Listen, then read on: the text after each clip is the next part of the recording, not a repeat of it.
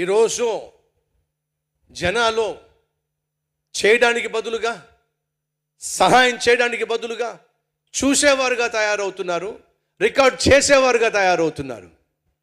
Accident అయ్యి వాడు పడిపోయాడు అనుకోండి, గబగబా వెళ్ళి వాడిని లేవనెత్తడం మానవత్వం.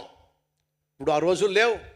ప్రతివాడు సెల్ ఫోన్ తీసుకొని ఎలా పడ్డాడు, ఎక్కడెక్కడ దెబ్బలు తగిలి, ఎంత రక్తం కారుతుంది, చచ్చాడా బ్రతికాడా, అది కూడా రికార్డ్ చేస్తున్నారు. అంతేగాని లేవనెత్తే ప్రయత్నం చేయటంలా.